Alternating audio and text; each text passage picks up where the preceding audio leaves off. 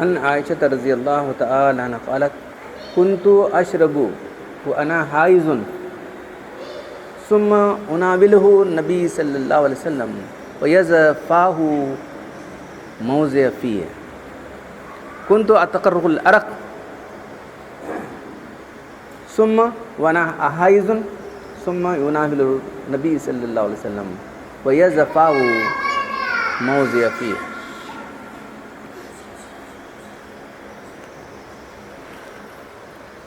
عائشہ رضی اللہ تعالیٰ بیان کرتی ہیں کہ میں برتن سے کچھ پیتی تھی پانی وغیرہ پی کے اللہ میں اور حائضہ ہوتی تھی میں حیض میں ہوتی تھی میں برتن سے گلاس وغیرہ سے پانی پیتی تھی اور اللہ کو دیتی تھی تو اللہ کے رسول جہاں میں نے منہ رکھا ہے وہاں سے پیتے تھے.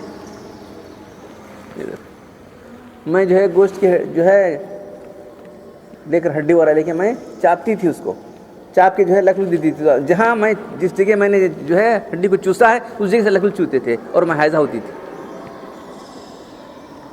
عائشہ رضی اللہ تعالی عنہ قالت کان نبی صلی اللہ علیہ وسلم یتکئ فی حجری وانا حائض یقرأ القرآن. حضرت عائشہ رضی اللہ عنہ کہتے ہیں کہ میں جو ہے حیض میں ہوا کرتی تھی اللہ کے رسول میرے گود پر جو ہے سہارا دیا کرتے تھے اور قرآن پڑھا کرتے تھے.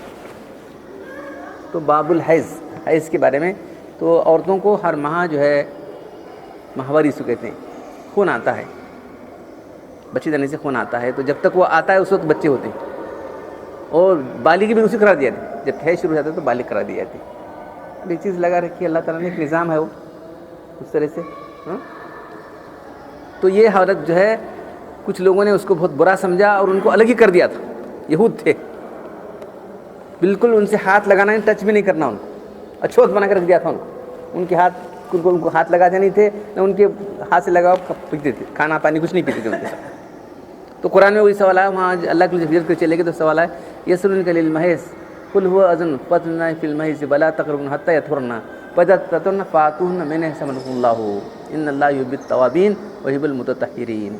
یہ لوگ آپ کو حیض کے بارے میں سوال کرتے ہیں وہ ایک ان کی ذرا گندگی کی حالت ہے تم ان سے بچو اس حالت میں مباشرت کرنے سے اور جنسی تعلق قائم کرنے سے بچو باقی ساری چیزیں جائز ہیں. پھر جب وہ پاک ہو جائیں تو تم ان سے جیسا اللہ تعالیٰ نے جیسا طریقہ ہے اسی طریقے سے تم ان سے جو ہے مباشرت کیا کرو. اللہ توبہ کرنے والوں کو اور جو پاک رہنے والے ان کو دوست رکھتا ہے. یہ آیت نازل ہوئی. تو یہود جو ہے دیکھے تو بالکل غصہ آ گیا ان کو ہمارے ہر بات کی انہوں مخالفت کرتے ہیں اللہ کے رسول ہمارے جتنے ہمارے مسائل ہیں سب ہمارے مخالفت کرتے ہیں بالکل اچھوت بنا کرتے رہتا ہوں گھر کے بالکل ایک کونے میں ڈال دیا ہے ان کو بالکل ہاتھ لگانا نہیں ان کو ٹچ کرنا نہیں انہوں کو کچھ پکانا نہیں کیا نہیں بس اسے الگ کریں. اب بھی یہاں ایک فرقہ ہے ایسا ہے کرنے والا. تو اس لیے یہ سوال بھی پوچھا گیا تو سوال کا جواب یہ آیا کہ جو ہے صرف مباشرت نہیں کرنا چاہیے الا نکاح یعنی ان سے مباشرت مجامعت نہیں کی باقی ساری چیزیں کر سکتے ان کے ساتھ مل سکتے ہیں بات کر سکتے ہیں بیٹھ سکتے ہیں ان کے ہاتھ کھا سکتے ہیں. تو اب یہاں تو دو حدیثیں سنا ہے اللہ کے رسول صلی اللہ علیہ وسلم جو ہے عائشہ رضی اللہ عنہ کہتی ہے کہ میں خود پی کر جو ہے گلا دیتی تھی اللہ کے رسول کو جہاں سے جس جگہ سے میں نے منہ لا کر پیا اللہ کے وہاں سے پیتے تھے. یعنی اس سے معلوم کتنا اللہ کے رسول چاہتے بھی تھے یہ بھی معلوم ہوتا اللہ کے رسول جو ہے کس طرح سے محبت کرتے تھے. اور پھر اس کے بعد میں ہڈی چوس کر دیتی تھی تو جہاں میں نے چوسا ہے اسی جگہ سے اللہ کے رسول چوستے تھے اور میں حیض میں ہوا کرتی تھی. تو حیض کی حالت میں جو ہے آپ نے کہا ذرا مسجد تو ایسے باہر لگی تھی نہیں وہاں سے ذرا سے جانماز کھینچ کے لا کے دو اللہ کے رسول میں حیض میں ہوں تم اندر تو کہاں جا رہے تم باہر سے نکال کر دو کہ حیض تمہارے ہاتھ میں ہی پوچھا حیض تمہارے ہاتھ میں تھوڑی ہے. تو حیض کو بہت برا سمجھ کے اس طرح سے ان کو بالکل کٹ آف کر دیا گیا تھا. تو شریعت اسلامی ویسا کٹ آف نہیں کرتی. یہ تو ایک طرف ہے. دوسری طرف جو ہے عیسائیوں کا جو فرقہ تھا حیض میں بھی ان سے مباشرت کر رہے تھے. ٹھیک ہے نا کسی گندگی ہوتی ہے تکلیف ہوتی ہے گندگی ہوتی ہے ویسے حالت میں مباشرت کرنے کو جائز سمجھتا تھا. یہ دو افراط و تفریط ہیں. اعتدال کا راستہ اسلام کا ہے. حیض کی حالت میں بس مباشرت مت کرو باقی ساری چیزیں ان سے کر سکتے ملنا بیٹھنا بات کرنا یہ کرنا کھانا پینا ساتھ سونا بھی اللہ کے میرے ساتھ سوتے تھے اللہ کے. تو بہرحال جو ہے یہ ہر مہینہ ان کو آنے والی جو ہے تکلیف دہ یا گندگی والی چیز ہے. تو ان کے دوران ان کو نماز جو ہے معاف ہے لیکن روزے معاف نہیں. یاد رکھو جو روزے چھوٹ جائیں گے ان کو رکھنا پڑے گا تو شریعت کے احکام اللہ تعالیٰ کی طرف سے ہیں. عقل سے ہوتے تو نماز اہم ہے کہ جو ہے روزہ ہمیں بولو تو سب لوگ نماز ہی ہمیں سب سے امپورٹنٹ. تو ویسا ہوتا تو نماز کی قضا ہوتی تھی, نماز کی قضا نہیں ہے. ہمارے امام صاحب پاس آ کے سب تمہیں عقلی مسئلے نکالنے چاہیے, امام صاحب پر بیٹھے لوگ امام ابو نے بولا سب تمہارے عقلی مسئلے ہیں. تو وہاں سے پوچھو نماز اہم ہے کہ روزہ اہم ہے؟ انہوں نے جو ہے نماز اہم ہے. پھر میں کیا حکم دیتا ہوں عورت کو؟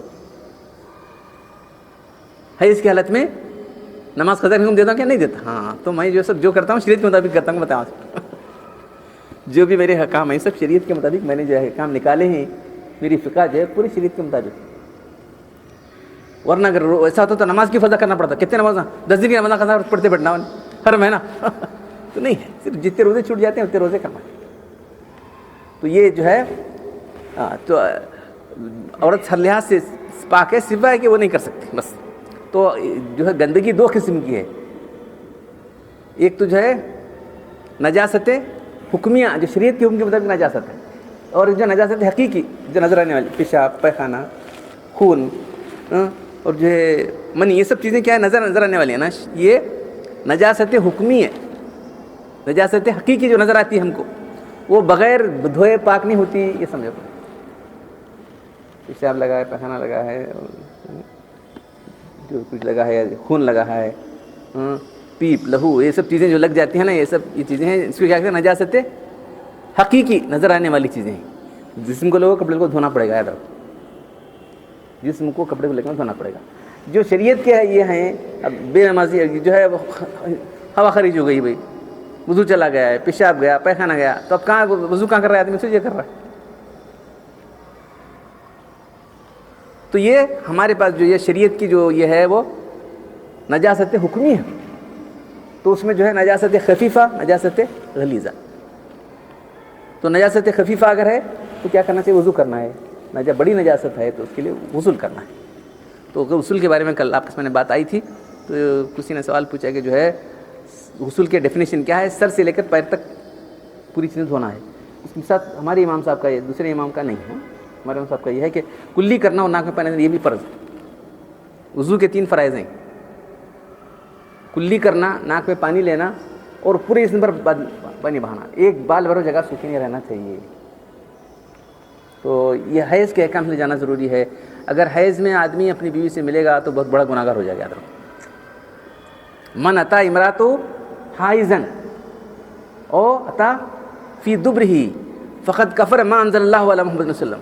جو اپنی بیوی سے حیض میں ملتا ہے یا پیچھے سے پیخانے کے مقام پر جو اپنی یہ پر شہوت پورا کرتا ہے, اس نے اس چیز کا انکار کیا جو اللہ محمد صلی اللہ علیہ وسلم پر نازل کی.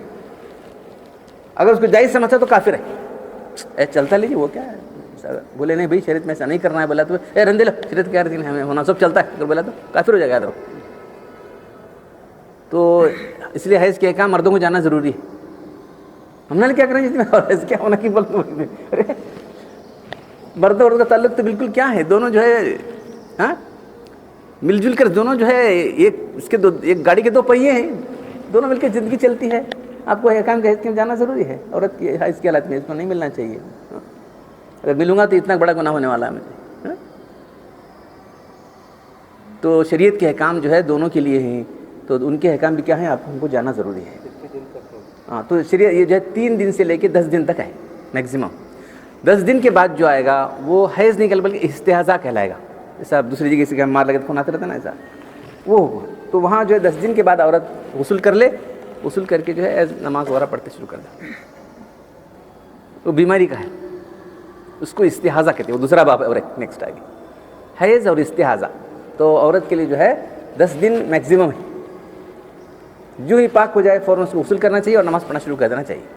اب صبح پاک ہوئی فوراً کرے اور نماز پڑھنا شروع کر دے. تو حیض اور استحاضہ 10 دن زیادہ جو ہے استحاضہ کہلاتا ہے.